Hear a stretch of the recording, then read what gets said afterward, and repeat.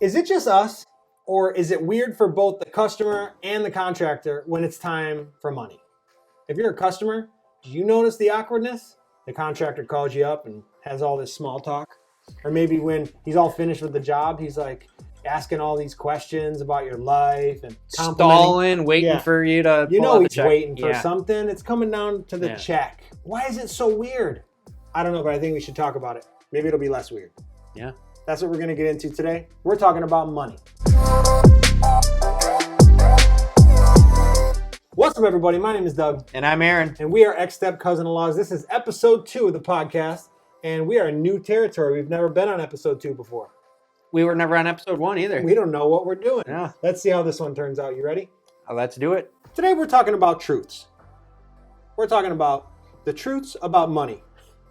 The truths about business. Mm-hmm. If you're in sales, you're not going to want to listen to this video. It is going to be super cringy for you. Do not listen to this video. It might be like all the corona doctors. They're going to try to get this taken down. If you're a salesperson or you study sales and you're into Zig Ziglar and all these guys, please don't get this taken off YouTube. Don't complain. We are not talking about sales here. This is just what we do to make our lives happier so that we go home and have functioning families. That's right. And happy marriages. I want to be happy doing the work that you're willing to pay me, a number that you're happy to pay me because you know what you're getting. Yeah, because yes. And we have those. We've had many of those. Yeah, that's becoming the normal. Mm-hmm.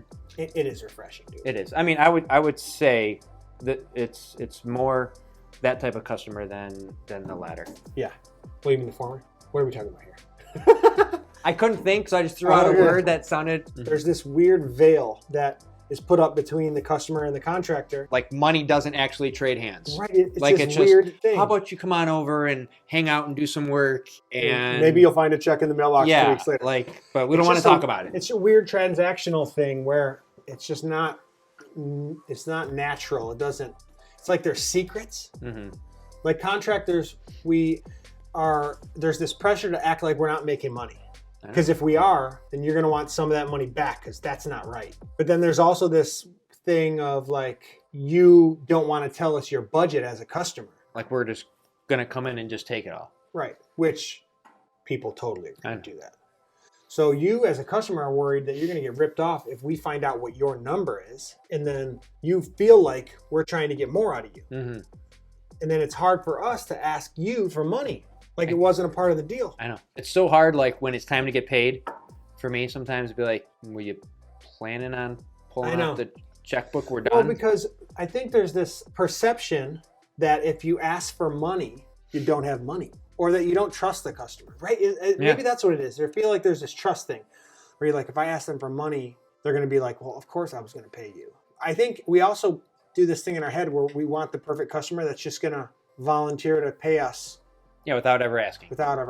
But that's unreasonable, right? It's more the conversation, like when we're finishing up on the last day, put that last screw in, and we're like, Yeah. They're like, wow, it looks great. We're like, thank you so much. Thank you. And then it's this. Then there's the awkward, so do we ask? Do we not ask? Are they going to pull it out? Say, see you later? And it's like, if you don't start by talking about it in the beginning, then it's almost it's difficult. It's almost like you need to set the precedent. I mean, that's why we even put in our contract, payment schedules, but even though it says after we're done with X, it's still weird to ask for it. Right. Like we'll put in our contract that after demolition or on contract signing or after drywall or whatever, we'll have these landmarks where we put, this is the payment schedule when we need a check. Mm-hmm. Like it's in there, but then when we get that drywall up, it's just weird, it's like non-committal. Should we wait till the next trade is done before we ask for the money that we said we needed before? And I know it's got to be equally weird for them. Yeah. Because they're probably thinking, man, if I don't have to put, I'm not going to throw my money at these people. Maybe they don't need it. And if I can hold on to it longer, why not? Right. But really, it's just come down to communication, I guess. Money is just weird. We're trying to make things as simple as possible so that we can avoid all this awkwardness. Mm-hmm. There are some things you can do if it's talked about up front. And maybe you don't go too long between discussions. Yeah. How things can get old. You don't talk to a friend for a while. Mm-hmm. And then the longer it goes, the weirder it is. So you go longer. It's kind of because you don't want to have the awkward conversation. Right, because it's just going to get more awkward. Mm-hmm. And then you feel bad once you had it. You're like, man, Now I remember. Yeah. So I think maybe talking about it up front is a big thing. And then we try to put it in the contract so it's right there for you to see. Yeah. And maybe not bury it down in the fine print. You know what I mean? Put it right on the front page. Is it still weird for you? No, it's not that. It's just that it seems like there's no one solution. That's why. So it's like we could have what we think is right, but then it still ends up being weird with certain customers. Because we have had the perfect customer, you could say, where they are like, when do you need to check? When do you need to check yet? Do you need to check yet? Honestly, with those people, it makes the job actually feel like it runs a lot more smoothly, and I'll almost wait longer, right, for our money because it's coming. Exactly, because I know it's coming, and we both like getting our money towards the end on certain projects because that's when we get paid.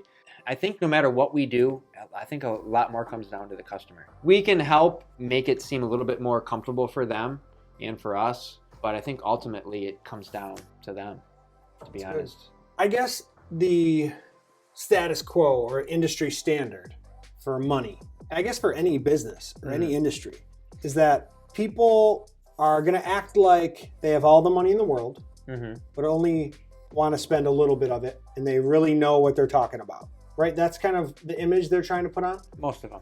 I know how much it should cost, and I got tons of money. It has nothing to do with budget. But I'm very choosy. Or I don't know anything about this, but they really know a lot about it.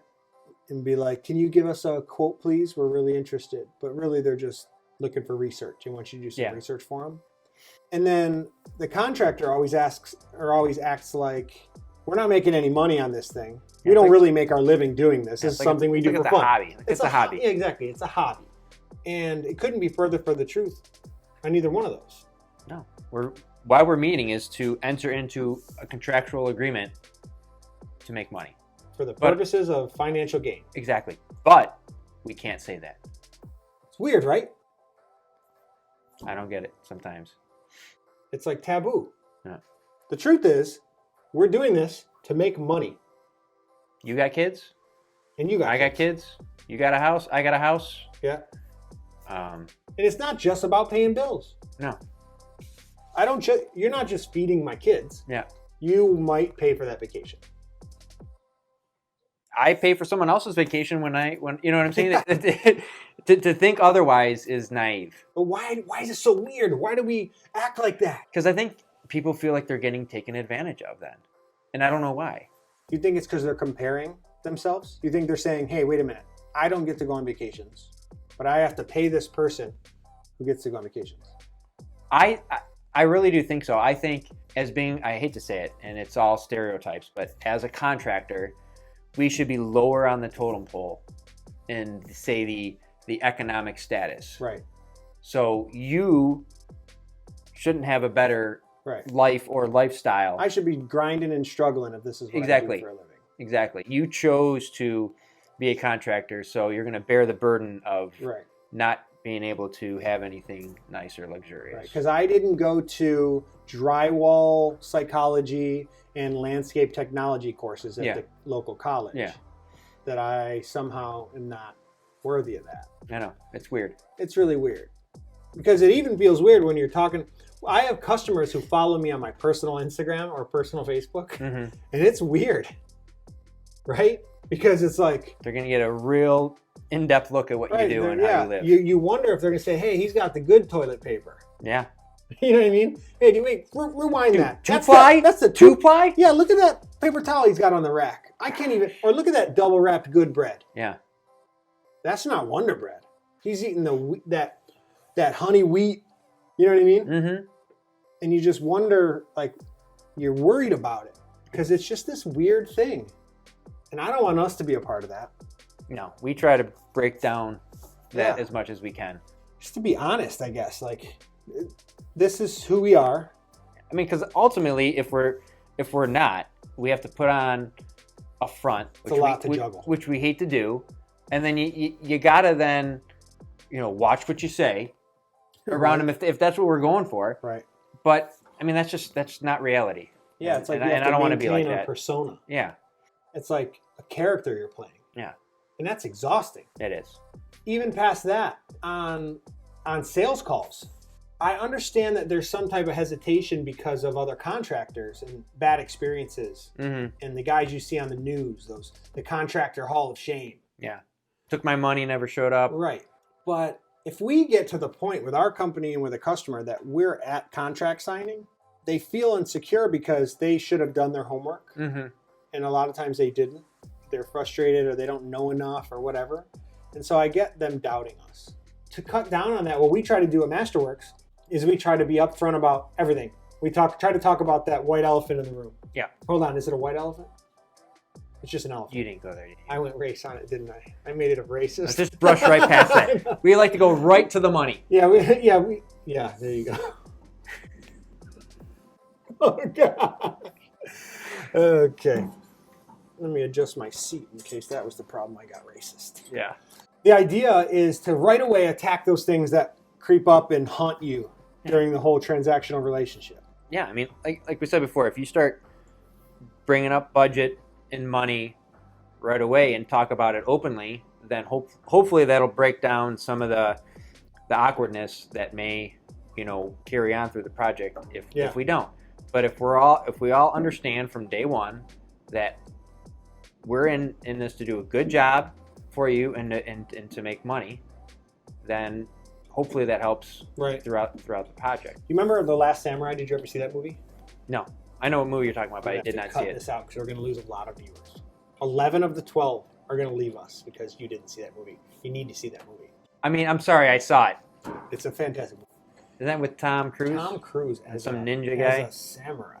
See, that right there, you lost me. It sounds crazy. Because it's Tom Cruise. But Tom Cruise killed it. Anyway, totally believable. Okay. So this is what happens. I'm the interface for Masterworks. I do the sales. I'm typically the person that the customer will talk to for the most part. Yeah. This is how it feels to me from my perspective. And I'm thinking that the customer will feel the same way. We are at war. Sometimes it involves upfront communication. Sometimes there's sabotage or espionage or... So you and the customer are at war? That's how it feels. Okay. It feels sometimes like there's this war that's made up of a bunch of little battles. And the better I can do in those little battles to position myself to win this war, which is eventually signing the contract and getting a load of money in my hand. But I didn't make that up. That's not a situation I created. And I don't think it's a situation that the customer created. But I feel like you get ready for battle. So the first battle is the phone call. So there's that weirdness before you call a contractor to ask for the services that you need an estimate for. Especially if you just need that estimate for your insurance company. Oh, yeah, those are the worst. Or you're asking for a friend, or you have no idea how much it's going to cost. You're hoping low, so you want an estimate. So you ask this poor guy to drive to your house a half an hour, to spend a half an hour at your house, and then to spend a half an hour. Well, that's on the low end. On the low end of crunching numbers, and then a half hour driving back to some other place. For you to send over the email, and then you say, honey, we got that email. It cost 5 times what we thought it was going to cost. Maybe we shouldn't do this project. Yeah. Or turn it into your insurance company. We know those happen because a lot of times people will call us and say, can I get an estimate? And I will give them an estimate over the phone. And I'll hear, is there any way you can put that down on like an official letterhead and email it to us? Then we know. Then we know what that was about. So I have these little things that I try to do that help whittle down the tire kickers, the people that are just wasting our time just because it's disrespectful. But and maybe they just want an idea. They could just want an idea. And we got no problem. Zero problem helping. Through a phone call. Exactly. I honestly might not have a problem coming and taking a look. But we need you to be upfront. Yes, we need to know what this is about because I'm not going to judge you. Actually, you'll get what you want faster. Yeah. From us. You're just open and honest with us. So there's this first battle, right? Which is that phone call where they pick up and the phone rings and I'll pick up the phone and I see that it's from an unknown number. That is a big phone. Huge phone. I'll pick it up and there's this weird moment before I pick it up on my end and on their end where the phone's ringing and they're like, what am I going to get? Exactly. I mean, sometimes there's the anticipation of what kind of voice is it going to be? Right. Who's it going to be? What kind of person? Is it going to be a voicemail or a computer? Is it going to be a real person? If so, do they know what they're talking about? Or is it just, am I going to get forwarded to somebody, or is it a secretary and they got to call you back? Or are you going to be busy at a job and be a punk because you're busy? And on my end, I'm like, oh, is this a telemarketer? Is this a tire kicker? Is this a real customer? Or is this a former customer that needs help? So when I pick up the phone, that's when that battle starts. And a lot of times it feels like the customer is saying, what little information can I give them to get the answer I want? And there's this pressure for me as a contractor to say, how much information can I get from them to take advantage of their situation? Yet again, we didn't create this. Yeah. This is not a system that we enjoy working in. Every time we come to those little battles, us as a company, I'm not saying other people, we can only speak for us. Yeah. We're putting little things, what would you call those? Fail safes. Is that what you call them? We have little fail safes that we use to kind of cut through the middle of all that stuff. What are some things that we do when a customer calls that can help right away determine the situation we're in? Well, I mean, after you talk to them just for a couple minutes, I mean, the biggest thing is it's scope of work and then budget. And if we can't get to past that point, there's no reason to go any further. If they're that might be weird. All you sales guys are probably cringing right now. Yeah. Right? Well, because they're like, it's like if they tell us their budget, it's like they just gave us the PIN code to their bank account, and that we're just we're gonna dip our hands in there and just take it right out.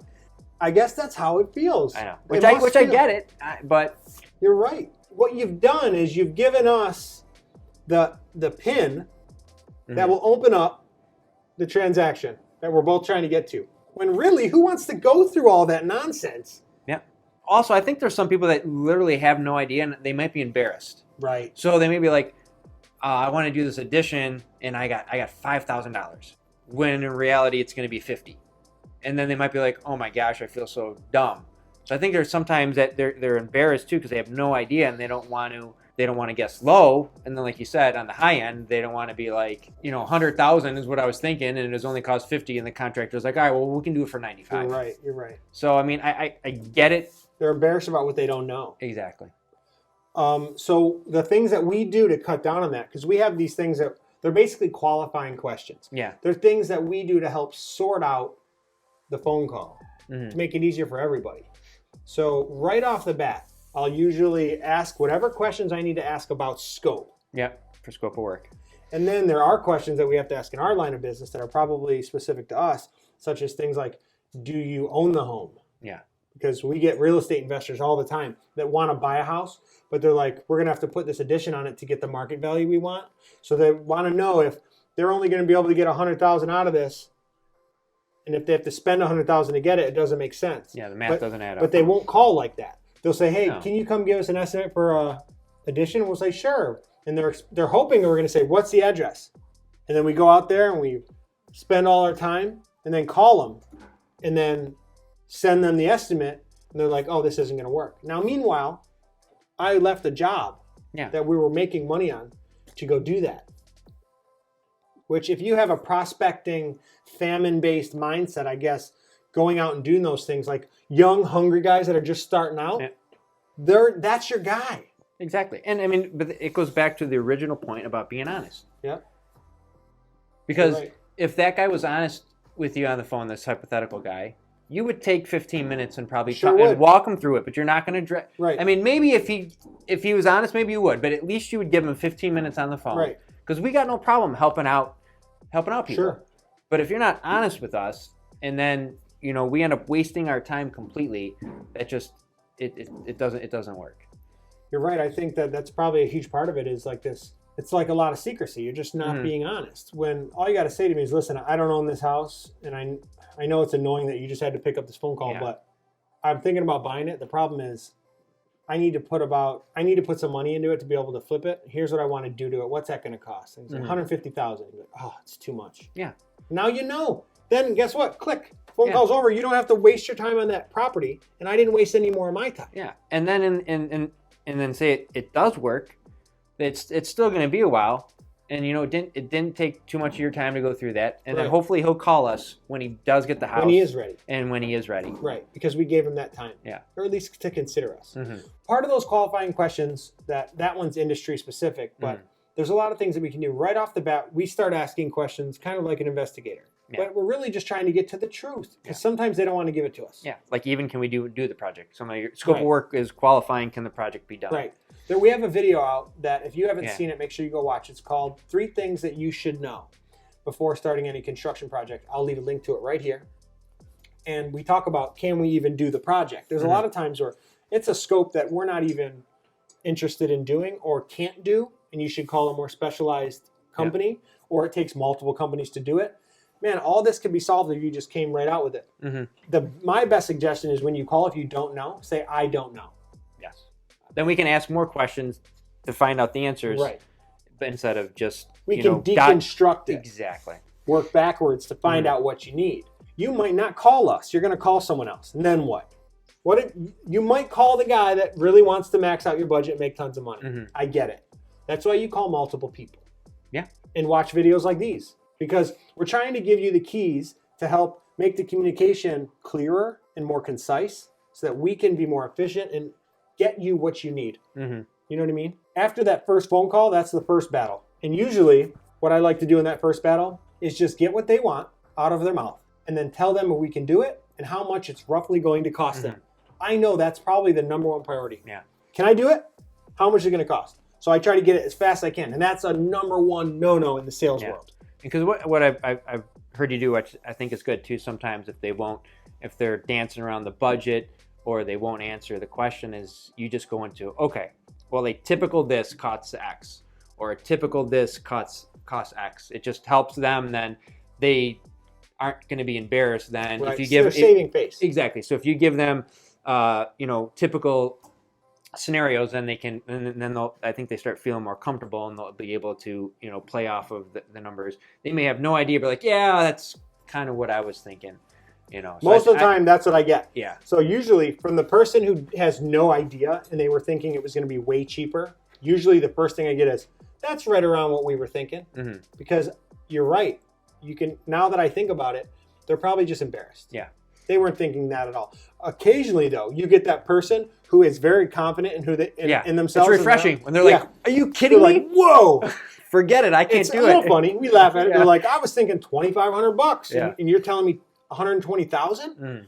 So it's okay. That happens. That is not. I am not making this up. It is 100 times more expensive than what people think sometimes, and that's fine. You have no clue. But that's why, if you're just honest, you may feel like you're being embarrassed. No one's judging you. Well, we're not. Well, at least we're not. Yeah. And then, so if that was battle number 1, right? Yeah. Battle number 2 is usually the estimate. If we get through that phone call and they're still interested, which is usually our first, that's really what it comes down to. The goal of that first phone call from the customer is to get information from us, but they're afraid to ask. So they ask us to come out and give them an estimate. But the goal for us is to get them the information they want so that we don't have to come out for that estimate if it's not bona fide. Yeah. That's a number one no-no in sales. You don't give them ballparks and you don't freak them out and scare them. You try to keep them on the hook as long as you can. Yeah, so because when you're in person, then you can pressure them, try to ring them into something that they don't want to buy. Right. And we don't want that. Never do that. Our projects may be 6 months to a year long. So to keep someone around that doesn't want to be there for buyer's remorse will set in real fast. And now we still have a project where we have 4 payments we have to get from them. That's just a hassle for everybody. Not to mention, we don't want you to be unhappy. We don't want to be unhappy walking on eggshells. No. So we want to get you the information as fast as you can. And we're hoping that you either say, that's what we were thinking. Can you come out and give us a better look? It's kind of an interesting project. Or you're going to say, that's way too much money. We can't afford that. That's what you think we hear.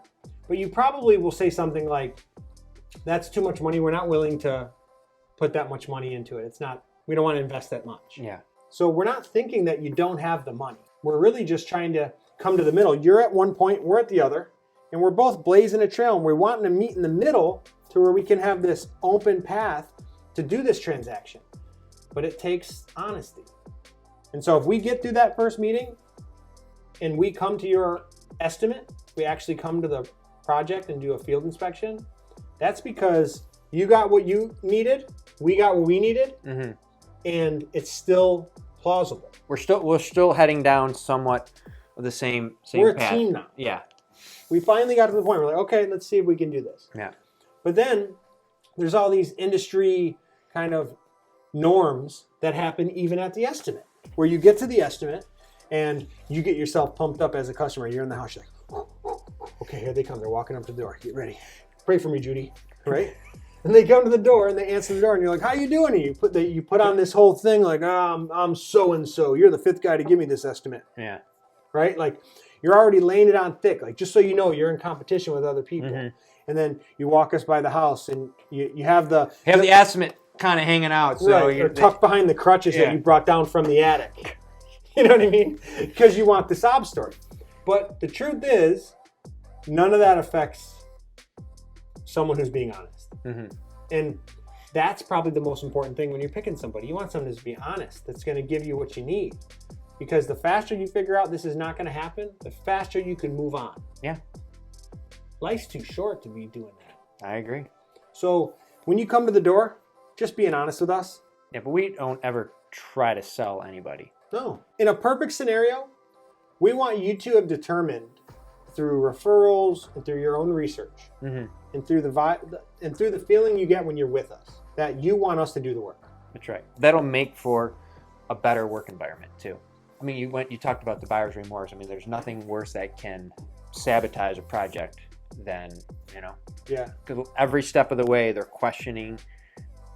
It's like they're not going to give you the benefit of the doubt.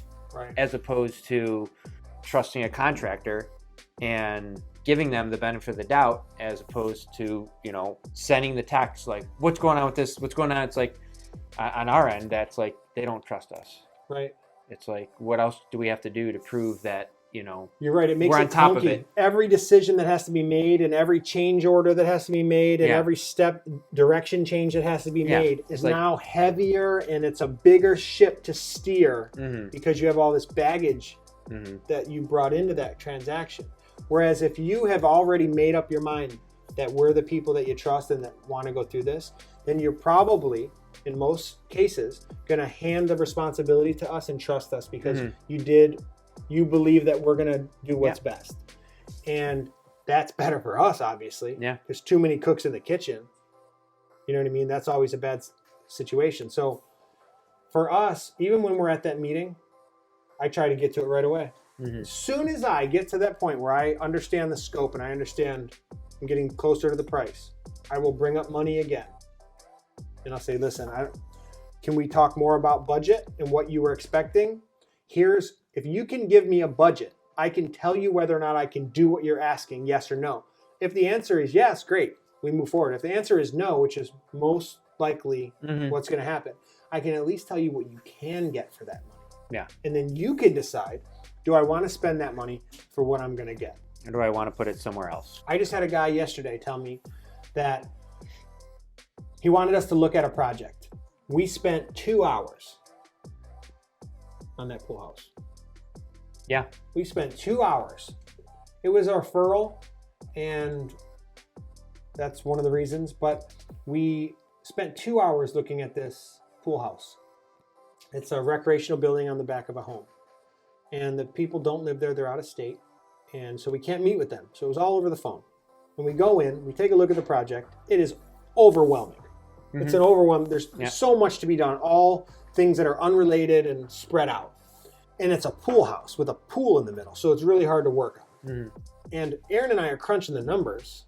And we're looking at $140,000 if we had to guess. Without actually spending 8 hours. Yeah, it's taking a little bit of time just looking at it. Yeah. Right. We took 2 hours. We figured out, we thought maybe $140,000. But then we can't make many decisions based off of that because we don't know the scope as well. Yeah. But the person doesn't know the scope because all they know is their budget. Exactly. So sometimes projects, it's almost like you have to work in reverse. It starts with budget, exactly. So the faster you get us that number, the faster we can tell you what scope can be done and you can start to pick. And the guy said to me this, he said, we were thinking $150,000. Mm-hmm. And that's real close to what we were thinking. Mm-hmm. But as soon as he told me $150,000, now I went from this wide open wilderness of possibilities to, he told me 150,000, and I was able to at least 90% of all the possibilities. Yeah, were it's narrowed like you down. can almost go down and check off. All right, we could do X, we can do X, Right. we can do X, we can do until X. it runs out. Yeah. And then we say, here's realistically what you're looking at. Mm-hmm.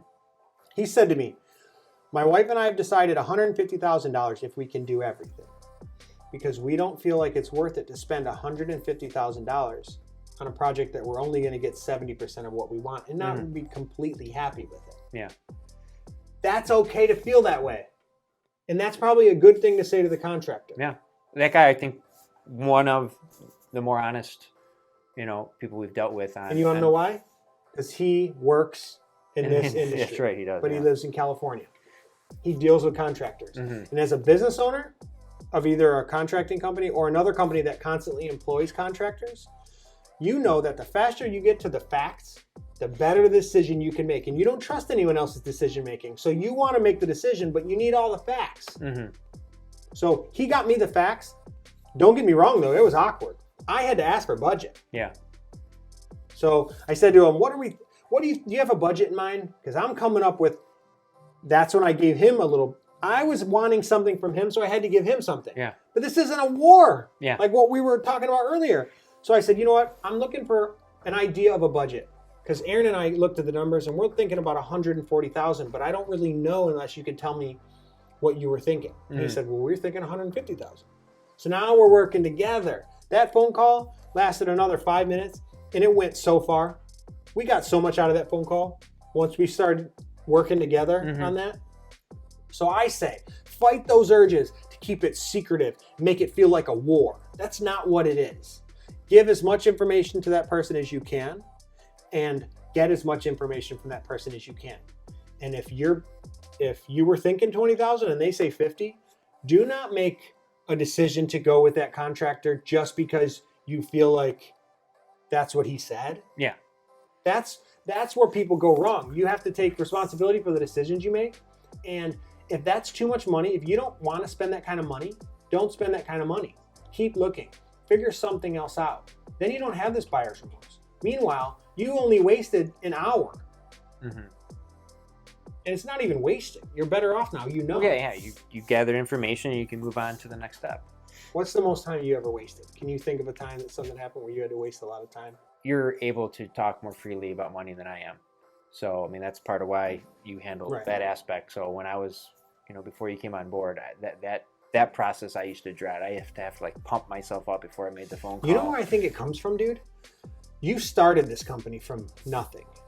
In that early stages, right, where money was so important. Yeah. Like, dude, I need this check because I cannot pay for the materials I need. I don't want to charge too much because then I'm not going to get the job. And then what if I don't get a job? Then I don't make any money. Right. And so it was a little bit more but pressure. Even when you get the job, you're like, I can do this job and there's profit. But I need to buy the materials first. Yeah. So then, but going to them and asking for money puts you in this vulnerable position where you don't want them to think you're hurting for money and untrustworthy. From being that young, hungry business owner who's trying to make it happen, and I was young at the time and didn't have any money, you still have, that's still a part of your past. And so when you go to them asking for money, it's so hard to give up that, to like, there's this wall that you built up. And it's so hard to admit to them, I need the money. It is hard to admit that you need money, especially if they have that money that you need. Yeah. Because it makes you feel like you're not worth more. Like you're not worthy of doing that job for them. It's just a weird thing. I don't know if it's men, but it's something that's to be that vulnerable and let them know I really need this money. Yeah, it's hard. Why is it so weird? It's got to be pride. 100%. Yeah, I mean, I think that's a big part of it. I mean, it's like, even though you provided service for them, it's still right. You asking for something from somebody else. And then as a contractor, I mean, you do need them. You need a customer. Otherwise, we're doing it for nothing. Right. And a customer needs you to do it or it doesn't get done. Why don't we start there instead of, I don't need you. You know what I mean? Yeah. Because the idea is, I don't need you, I can find somebody else. But that's not entirely true. I might be the somebody else You might want eventually you're going to run out of somebody else. Right. You can't say that with everybody. You got to settle on somebody. So why not? Why don't we just take down the armor, take down the wall that we built, and just be honest? And so we try to do that here. After that second battle with the estimate, where I feel you out and see what you're willing to spend, and you feel me out and see what you're willing to get, you're exhausted at that point. I would rather just cut all that stuff out and say, here's what it's going to cost. What do you have to spend? And I'm surprised. A lot of people don't want to say it, but because you asked, they feel compelled. It's the weirdest thing. I know there are people saying, the husband's like, hey, make sure you don't tell them what we want to spend. But you like, do you have a budget in mind? And they're like, yeah, I'm $20,000. And he's like, what are you doing? Right? But when you ask someone a question, there is compulsion now. It's like, you feel like... Well, because like, can I think quickly enough on my feet to dance around the question? Do I want to be blunt and say, I'm not giving you my budget? Right. Or do I feel compelled like, now I have to? Right. So, and it's like, those are the options. And a lot of times, you know, I would say feeling compelled, because most people will feel more compelled to give you it than the fact of that they have to be more blunt and confrontational. Because basically now they have to tell you no. It's confrontation. And to tell you no is hard. Is difficult. So I just think by asking that question, they're either going to dance or they're going to give it to you. Right. You basically, you put them to a decision. Yeah. You got to go one way or the other. Either way, it's better than the first scenario, because that right there, I guess, is the fork in the road. Yeah. Yeah. The quicker we get to the fork in the road, the better for everybody. I would rather you tell me I'm not giving you my budget than dance around that. Yeah. Tell me you're not giving me budget, because I could say, because I'm thinking 150,000. You're at another fork in the road now, because I just told you. Yeah. Now you got the number you want. It's your turn. That's usually where you go, oh, that's too much money. Just today, someone asked me for a deck, a quote on a deck. She had told me that I have 5 other people who've given me quotes, so you're not the only one. And I thought they were too expensive. Now me, just because we're not the cheapest, we are on the more expensive end of contractors, because we do fine custom work. That's the niche that we work in. So initially, right when she tells me everyone else is too expensive, the first thing that really naturally goes through my mind is, this isn't going to work. She's not going to like what I have to say. Not a customer for us, which is fine. Right. But I don't know, and I don't want to just cut her off, so I want to give her the benefit of the doubt, and we'll get closer. Let's see what happens. So I asked her for the size, and I spitballed it. I said, this is what I'm thinking. She says, that's more expensive than the ones I thought were more expensive. Now I know. And we're done. We're done. Now you can call that guy you thought was more expensive, and he's not as expensive. You know what I mean? Now you're closer to getting that job done. Yeah. And you might realize your perspective was off, that it does cost that much. You were just wishful thinking. Or those 5 people that probably you didn't actually call, but maybe will. Maybe you'll get more prices, and they'll come in lower, and I was too high. Either way, that wasn't a fit. Yeah, either way, though, we still help them. Because we gave them information, and now they can use ours and say they did get the other 5, and now they can make their decision. But again, we got there more quickly, as opposed to wasting their time and more of our time. And it's still, we can keep moving forward. Yeah, I think that leads are so precious in the sales community that people try to nurture them. They don't want to ever say no. Remember, there's all these rules. I'm sure there's a lot of you out there that read those books on sales, like never saying no on a phone call. Always come up with a different way of saying things. Like it's a negotiation. Like you're a hostage negotiator. No, don't say no, because no is confrontational. But that's not how this works. In business, it is business. We have customers that we love. They're like friends to us. The Paradisos. Wonderful people. They might be the greatest people ever. And I mean, I genuinely care for them. It's reckless of us not to be direct, even to people that you care about or have a relationship with. That's how money screws stuff up.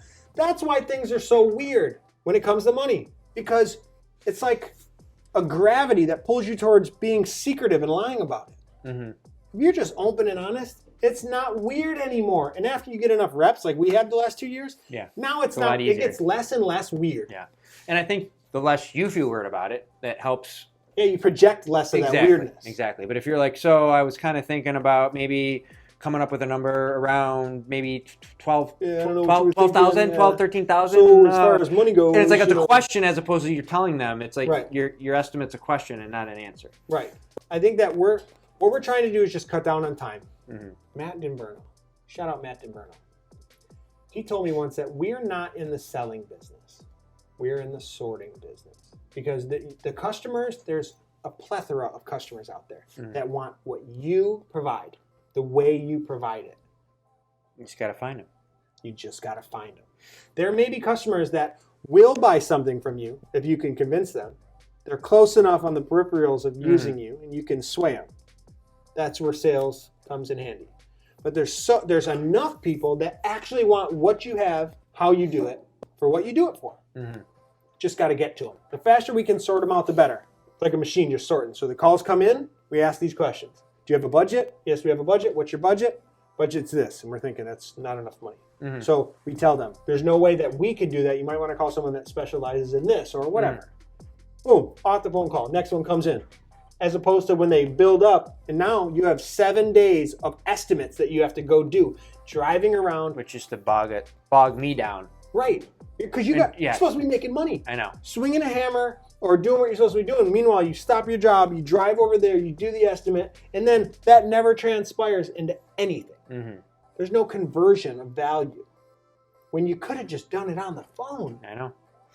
I don't know but you risk losing it sooner. You do, because there are so many variables in a job. I mean, we're not coming to a contract with these people. We're just giving them, but they're like, but some people, $5,000 could make or break something. I mean, we could be $5,000 cheaper once we get there, but within 5,000 on most projects is close enough for us to move on to the next step. But some customers may not see it that way. So you're saying there's a risk on our side. Yes. The customer could have an idea in their head of $50,000. Yeah.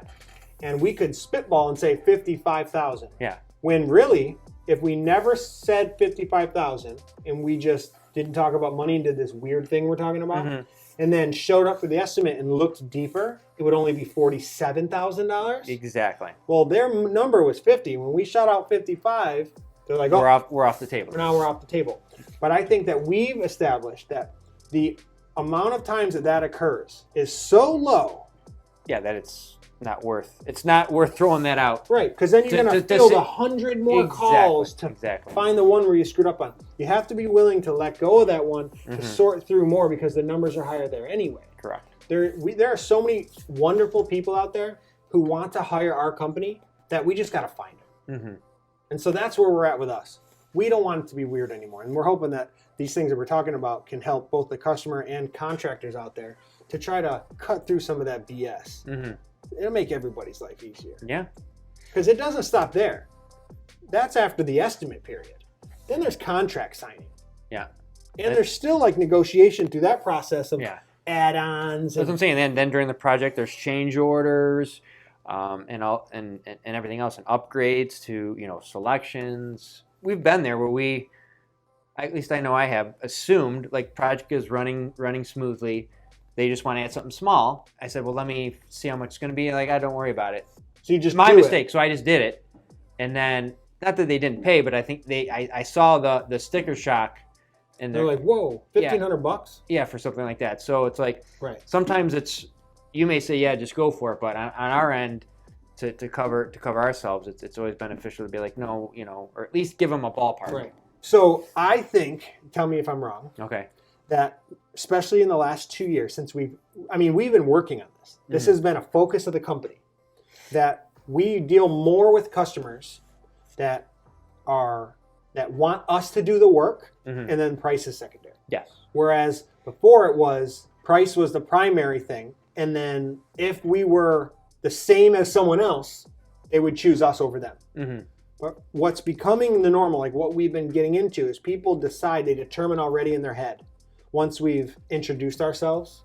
And still the majority of our work is word of mouth and referrals, so that speaks for itself. What have we done that wasn't? Have we done any? A couple. I mean, not many.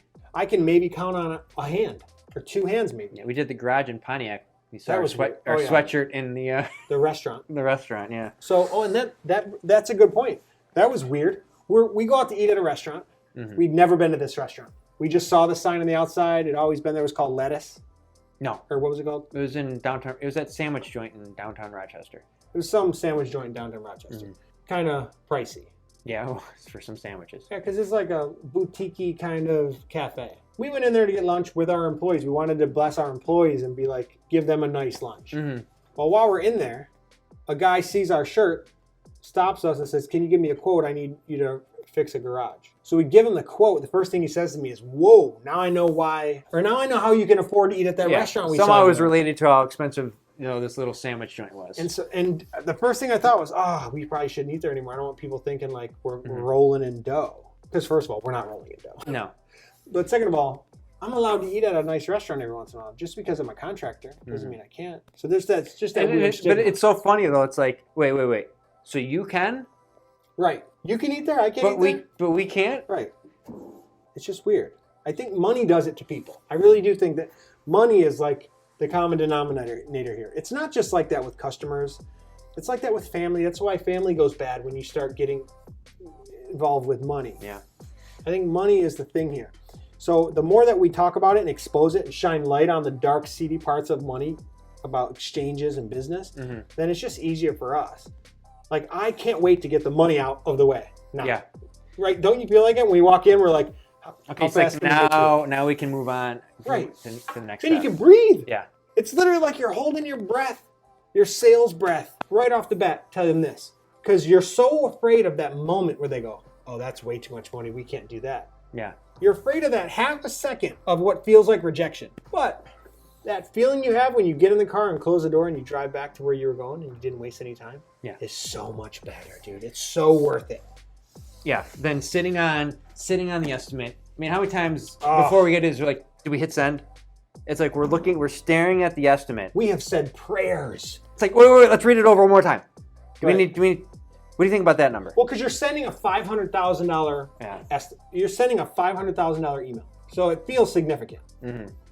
Really, you're afraid of the rejection. Yeah. Once that goes, there's no turning back. They're going to make up their mind and say, too expensive, or they're going to say, that's what we were thinking. I cannot even tell you how many times we thought our price was high. That we were like, let's look at it again. We look at it again. We do it where Aaron figures it out, and then separately, I figure it out, and then we try to meet and see how close we are. And we're like, dude, that's the number, but it's so high. And then we send it, and the person's like, that's the lowest price I've got for whatever. Yeah. And then you're like, whoa, you were so afraid of telling the truth. What is that about? I know. It's just because the number sounds big. I'm glad that we're exposing this, talking about it, shedding some light on it. Yeah, man, because it's important. It'll save you so much time. If you're a young contractor, I'm telling you, honesty is the best policy, and be as direct as you can. It's talking about money is like talking about one other thing that people just don't want to talk about that everybody does. Sex. I didn't want to say it. See, exactly. I don't want to say it. We're not going to get into that on this episode. Yeah, that's not going. That's episode 3. That's Stay right. tuned. So we'll really get some viewers on like, episode share, 3. subscribe. Watch our subscribes grow. I don't know. I'm not talking about sex with you, but I do know that money this time you won't. and sex are really hard to talk about. Yeah. I don't think either of those are justified. It's like you look at someone and you're like, they have sex. Why is that so hard to? It's hard for me to think that you have sex. Right? I guess. Well, you do. No, I mean, let's be honest. No, I know. But same thing with money. Like, you see your contractor. Well, maybe because, obviously sex is a lot more personal. Sure. But I think maybe sometimes money becomes very personal to people. And the more people feel that it's more personal, that's the ones that aren't as willing to come out with a budget. And I wonder what kind of people think it's more personal. Is it maybe people who have confidence issues about their money, or maybe they're feeling bad about not having enough, or how they got it. You know what I mean? There's probably a lot that goes into that. I think it's all over the spectrum and some sort of insecurity about it, whether it's I'm insecure in the fact that I have too much and I feel like I didn't earn it, or I don't have enough and I've worked so hard, or I made bad decisions, that's why I don't have enough, or whatever it might be. Or my friends who are the same age as me and went to the same high school have more. Yeah. Like, what did they do? I worked my butt off and I've done it. We went to an estimate and I didn't know. It kind of caught me off guard. I show up to the estimate and it's someone I went to high school with. In a mansion. Yeah, who's doing obviously better than me. See, but that's the first mistake. Financially, he has more money than you. Right. Doing better than me financially. And so there's something in there because you maybe compare yourself with your financial status. Like you somehow have your worth wrapped up in that. And we all have. Yeah. Well, we've done it. We've talked about how do they, but it's like, and then we feel relieved. We're like, oh, their parents have money. That's how. I hate to say it. I mean, but their marriage is a wreck. I feel so much better. Well, no, but we justify how they got to where they are, and it makes us feel better. We have had that conversation where we're like, dude, he's younger than us. Yeah, we literally are trying to figure out what he did. Right. Google it. To get to where they got, and then we're like, oh, that was a family business. And you're like, oh, that makes sense. Yeah. So now we feel better about ourselves. Right. Or if another contractor gets like a bid or a job that we don't get. Yeah. We've had that happen before, where a company is doing better than us or whatever, and we just looked it up, like Googled whatever, or you'll pick up on something like, oh, he's related to so and so. Yeah. Oh, he owns a huge all the puzzles pieces. Yeah, and you're like, oh, okay, that's good, because you immediately compare yourself. If you found out that he was a guy like you, that's it's like a competition, who started the company from nothing, no family, nothing, and just worked hard, and he was 20 times bigger than you, you'd be like, what did I do wrong? Mm-hmm. And especially if he's not that nice of a guy, right? Because you'd be like, oh, here I am being honest. Putting out videos to help people. Yeah, trying to bring value. Yeah. And here he is. He's the guy that causes us so much trouble because he's the one that burns guys. Yeah.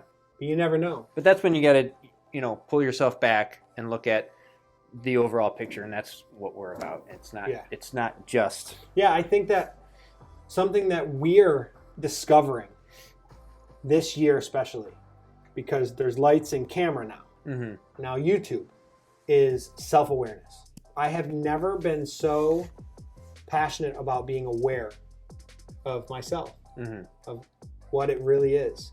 I think that's a big reason people have like midlife crises. Well, they realize at some point that the lies they've been telling themselves about themselves aren't true. And you come face to face with the realities of who you are. And so the sooner you do that in life, the better. The better. And most guys wait till they're 35 or whatever.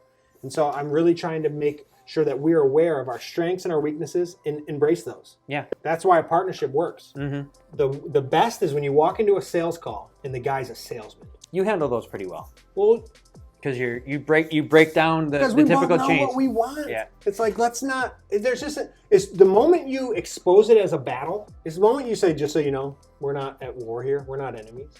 We're friends trying to get to the same conclusion. But if that's never addressed, then it's like, he's trying to play me a little bit. And it's like, oh, he's pulling this sales move, so let me counter with this sales move. Yeah, reverse psychology. Yeah. I see what he's doing. When really it's like, hey, just so you know, it's going to cost us what it's going to cost us.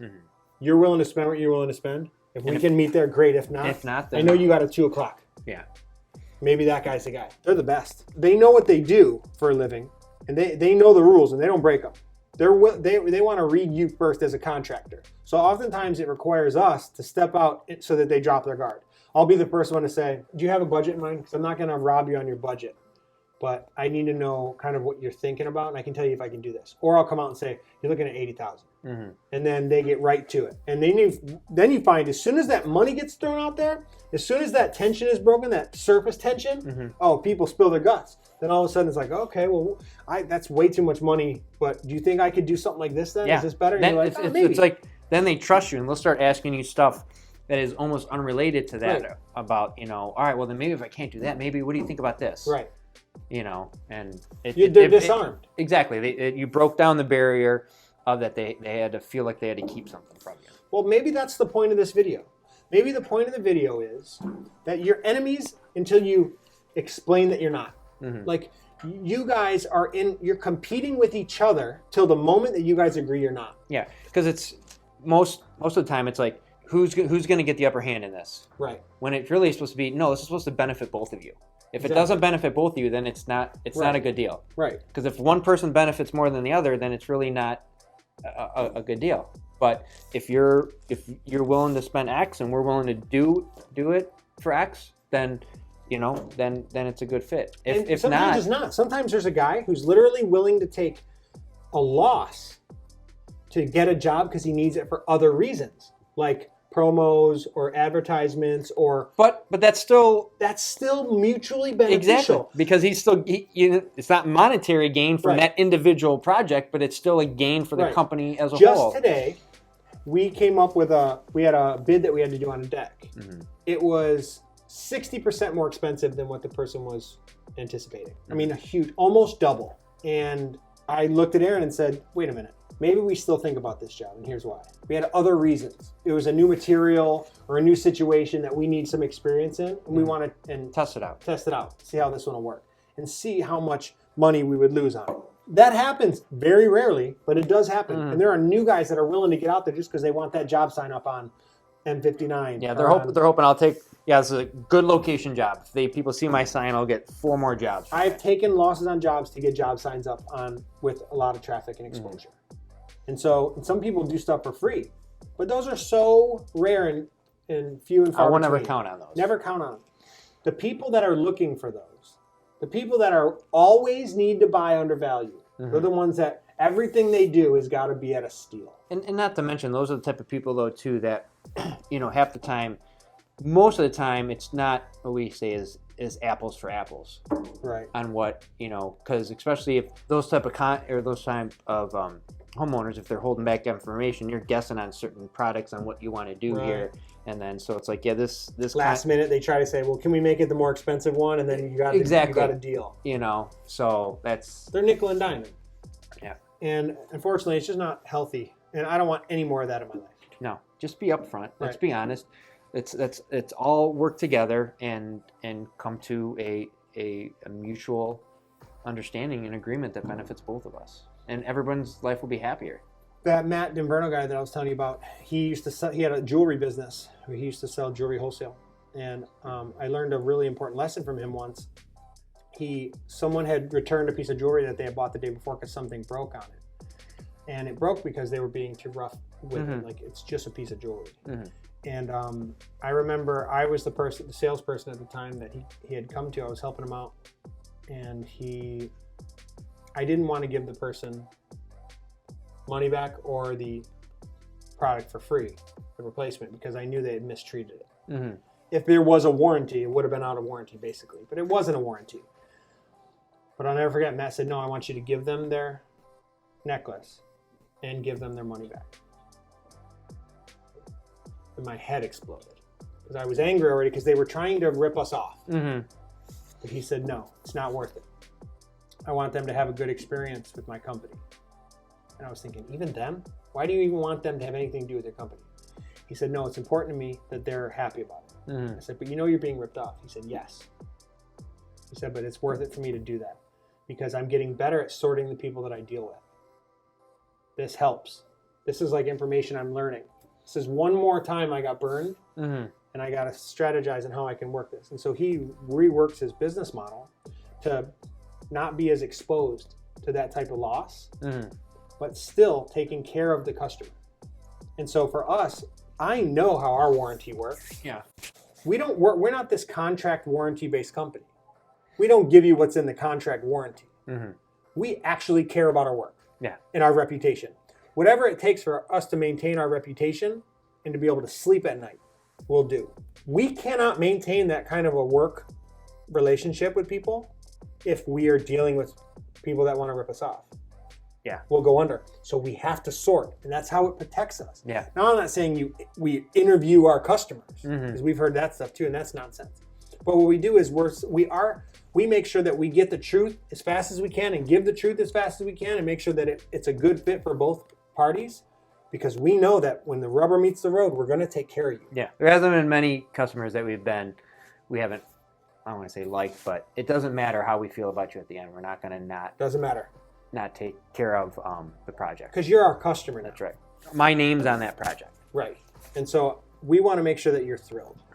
And if we expose ourselves with that kind of exposure, spread out thin over customers that don't care, we're going to go under. So that's why, if you're wondering why that's a philosophy that we've embraced, it's because we actually care about our customers. We actually care about what we do. We won't survive if we're working with people that don't care. Yeah.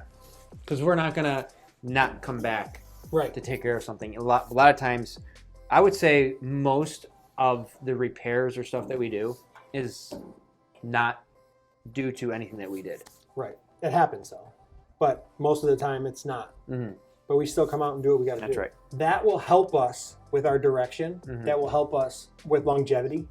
Us being able to do this and not get burnt out. Us be able to do this and make a living. Well, because I was getting burned out. You think it had something to do with it? Partly. I mean, it was just I didn't have time to go through the process that we're going through right now to sort customers, and the communication wasn't as open as it probably should be, and I was just starting to get burned out with customers. This is just a little bit of a look into the way we do things at Masterworks. We're not saying this is a better situation than how other people do it. It's just something that we've found to be works best for us. Yeah, it just works best. We've actually sat down and discussed the things that we want and the direction we want to go, and thinking quality of life. And so it's different for everybody. But for us, we don't want to spend that kind of time on that kind of stuff. We would much rather do other things.